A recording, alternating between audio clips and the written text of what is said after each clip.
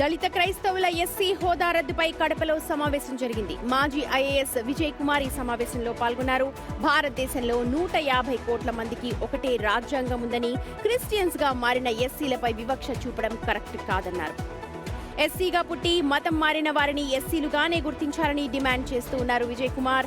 ఈ సమస్య 80 ఏళ్లుగా ఉందన్నారు.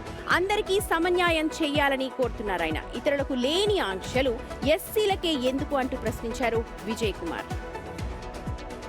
46 కోట్ల మందికి ఒక రాజ్యాంగం ఉండి, ఒక ప్రాథమిక హక్కులు కల్పించబడి, అదే సమయంలో కేవలం ఒక క్రిస్టియన్స్గా కన్వర్ట్ అయిన ఎస్సీలకు మాత్రమే ప్రత్యేకమైనటువంటి వివక్ష చూపించటం ప్రభుత్వం అన్నది ఒక భయంకరమైనటువంటి అన్యాయం. ఎస్సీస్గా పుట్టి క్రిస్టియన్స్గా, ముస్లిమ్స్గా కన్వర్ట్ అయిన వాళ్ళకి ఆ ఎస్సీ హోదాని కంటిన్యూ చేయాలి అనేటువంటి అంశము ఇక్కడ ఒక డిస్కషన్ జరిగింది.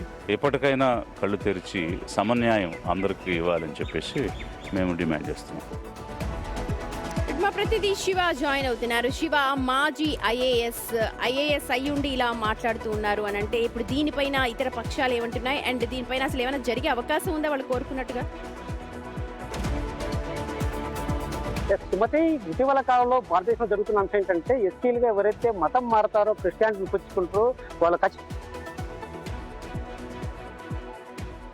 రైట్, చూడొచ్చు మనం ఎస్సీగా పుట్టి మతం మారిన వారిని ఎస్సీలుగా గుర్తించాలని డిమాండ్ చేస్తున్నారు విజయ్ కుమార్.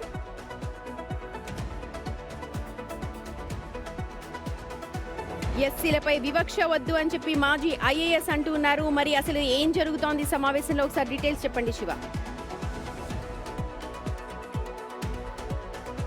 రాయలసీమ జిల్లాల దళిత సంఘాలకు మాజీ ఐఏఎస్ కుమార్ ఈరోజు సమావేశమై సంబంధించడంటే, ఎందుకంటే ఇటీవల కాలంలో ఎస్సీలుగా ఎవరైతే ఉంటారో వాళ్ళంతా కూడా మతం మారిన వెంటనే ఖచ్చితంగా వాళ్ళకు కులం కోల్పోతున్నారు. ఎస్సీ హోదా నుంచి కూడా ఎస్సీగా మారాల్సి వస్తుంది. దీన్ని వ్యతిరేకిస్తున్నారు.